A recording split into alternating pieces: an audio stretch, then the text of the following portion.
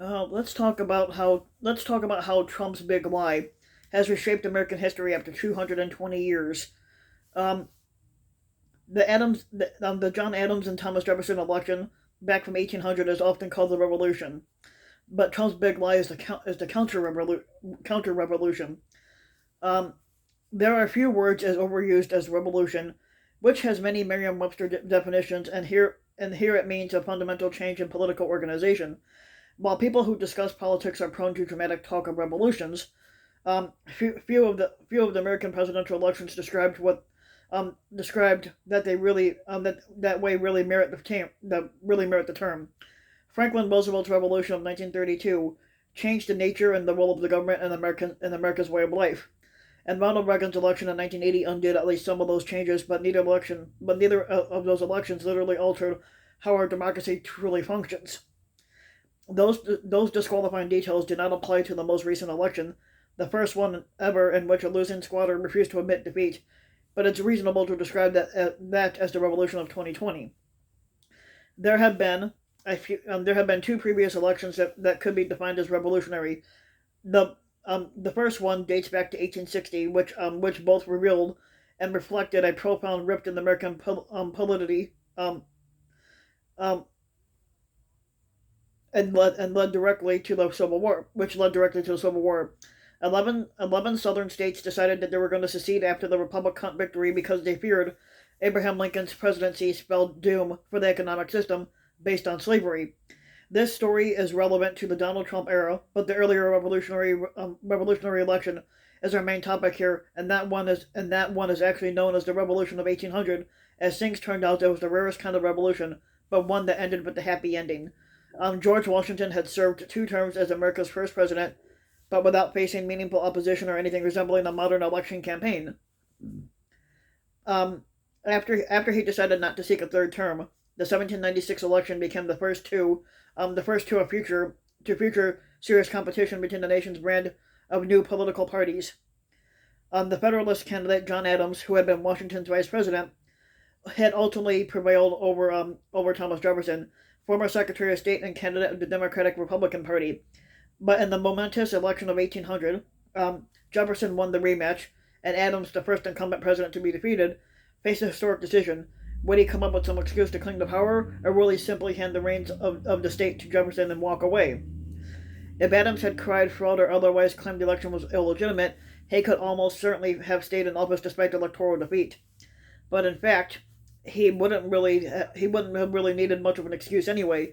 But there was almost no precedent for national leaders voluntarily stepping down in the face of popular rebuke, and plenty of examples from ancient to modern times that pulled many aspiring dictators into or that pulled any aspiring dictator in the opposite direction.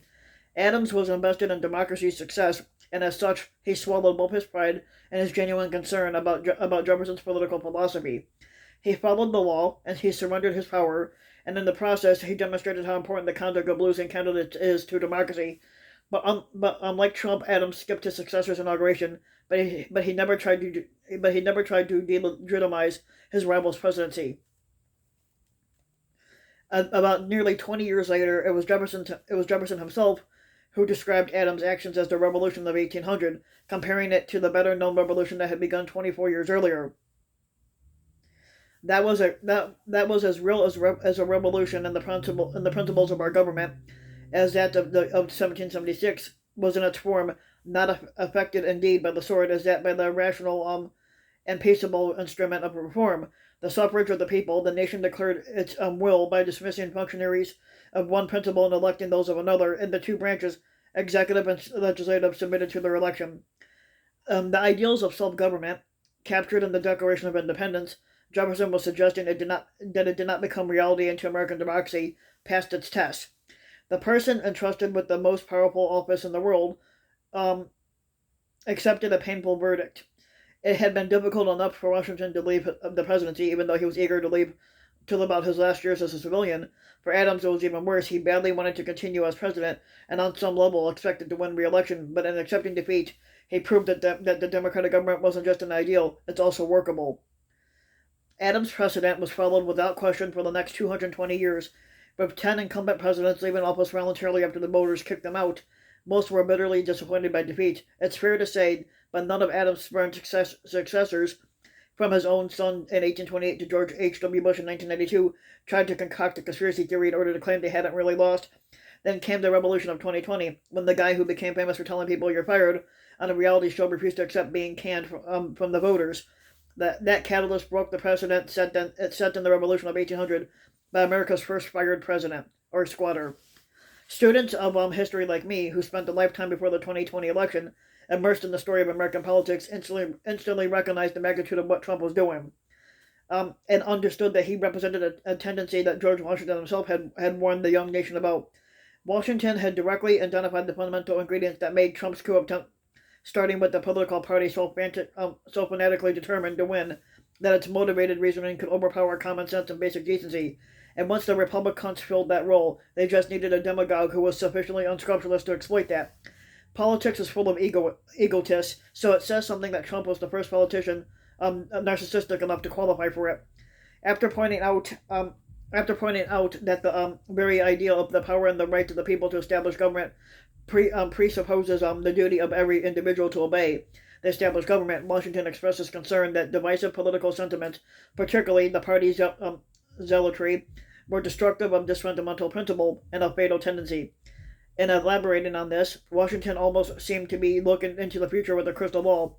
He could hardly have described the hyper-partisanship of our time more precisely if we had actually known about Donald Trump, and with all his odious followers and ludicrous assertions, political parties. Washington writes this: serve to organize faction and to give it to an artificial and extraordinary force, and to put it simple, in the place of the delegated will of the nation, the will of a party, often a small but artful and enterprising minority of the community, and according to the alternate triumphs of different parties, to make the public administration the mirror of the ill-concerted and incongruous projections of faction, rather than the organ of consistent and wholesome plans digested by the common councils and modified by mutual interest.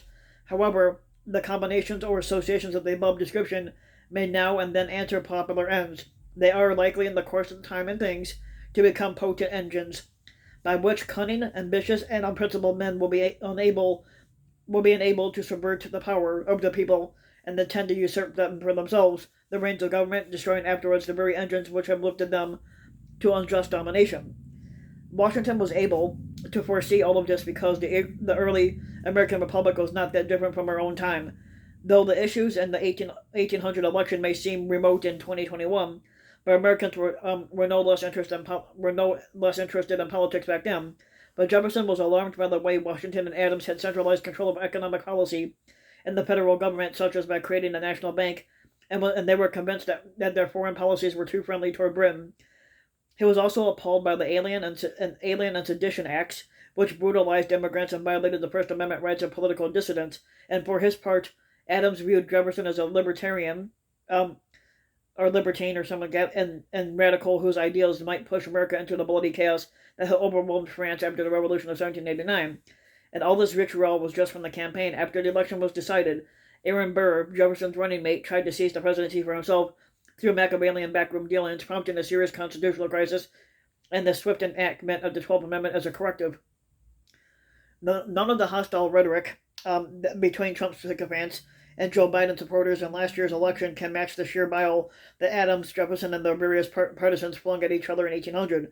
The only difference, of course, is that only the Republican Party, after being cannibalized and devoured from within by the Trump faction, has actually failed the ultimate test of democracy. The modern GOP produced the only squatter who refused to honor the American tradition of accepting defeat with grace and relinquishing power peacefully. Exactly what effect will the Revolution of 2020 have on the overall history of American democracy is not clear, but to this point the signs are not encouraging. But if you like the video, give the video a like and subscribe to my channel, RBW King, and also hit the notification bell so that you'll be notified when a new video comes out, and thanks for listening.